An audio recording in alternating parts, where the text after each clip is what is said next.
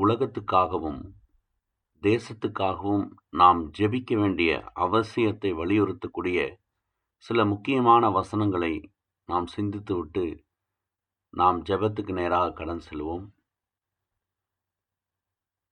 1 தீமோத்தேயு 2வது அதிகாரம் 1-4 வரை.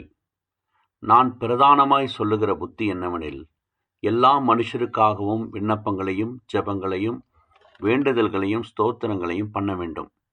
நாம் எல்லாம் பக்தியோடும் நல்லொழுக்கத்தோடும் கலகமில்லாமல் அமைதலுள்ள ஜீவனம் பண்ணும்படிக்கு ராஜாக்களுக்காகவும் அதிகாரமுள்ள யாவருக்காகவும் அப்படியே செய்ய வேண்டும்.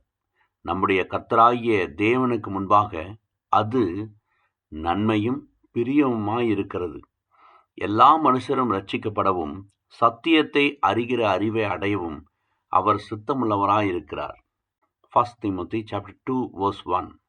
Therefore I exhort first of all that supplications, prayers, intercessions, and giving of thanks be made for all men, for kings and all who are in authority, that we may lead a quiet and peaceable life in all godliness and reverence.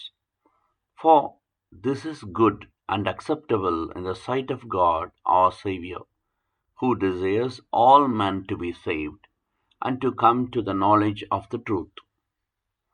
இந்த வசனங்களில் நான் பார்க்கும்போது எல்லா மனுஷருக்காகவும் விண்ணப்பம் பண்ண வேண்டும் என்று குறிப்பிடப்பட்டுள்ள இந்த வார்த்தை நம்முடைய தேசம் மட்டுமல்லாமல் உலகம் அனைத்திலும் உள்ள மக்களை குறிக்கிறது. ஒன்று, நான் பிரதானமாய் சொல்லுகிற புத்தி என்று பவுல் சொல்லுகிறபடினாலே எல்லா மனுஷருக்காகவும் செய்யும் ஜெபம் பிரதானமானது.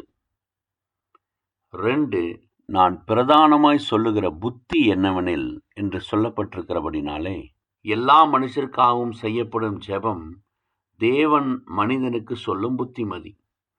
3வது, விண்ணப்பங்களையும் ஸ்தோத்திரங்களையும் ஜெபங்களையும் வேண்டுதல்களையும் பண்ண வேண்டும் என்று சொல்லப்பட்டபடினாலே எல்லா மனுஷருக்காக ஜெபிக்கப்படும் ஜெபம் தேவன் மனிதனுக்கு கொடுக்கும் கட்டளை. 4, நீங்கள் எல்லா பக்தியோடும் கலகமில்லாமல் அமைதலுள்ள ஜீவனம் பண்ணும்படி என்று சொல்லப்பட்டிருக்கிறபடினாலே எல்லா மனுஷருக்காக நாம் பண்ணும் ஜெபம் தேவன் மனிதனுக்கு கொடுக்கும் வாக்குத்தத்தம். 5வதாக, நம்முடைய இரட்சகராகிய தேவனுக்கு முன்பாக அது நன்மையும் என்று சொல்லப்பட்டிருக்கிறபடினாலே எல்லா மனுஷருக்காக நாம் பண்ணும் ஜெபம் தேவனுடைய பார்வையில் நன்மையானது. 6வதாக, நம்முடைய இரட்சகராகிய தேவனுக்கு முன்பாக அது பிரியமாயிருக்கிறது என்று சொல்லப்பட்டிருக்கிறபடினாலே எல்லா மனுஷருக்காக நாம் பண்ணும் ஜெபம் தேவனுக்கு பிரியமானது.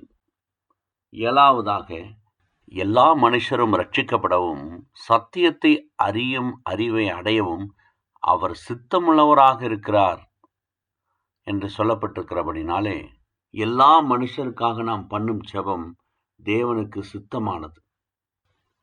இப்படியாக 7 விதமான முக்கியத்துவங்கள் அடங்கின எல்லா மனுஷருக்காகவும் ஜெபிக்கிற இந்த ஜெபம் எவ்வளவு சிறப்பானது என்பதை சிந்தித்து பாருங்கள். ஆகையால் நாம் எல்லா மனுஷருக்காகவும் ஜெபிக்க நாம் தொடர்ந்து முற்படுவோம். தேவனுக்கே மகிமை உண்டாவதாக. நன்றி.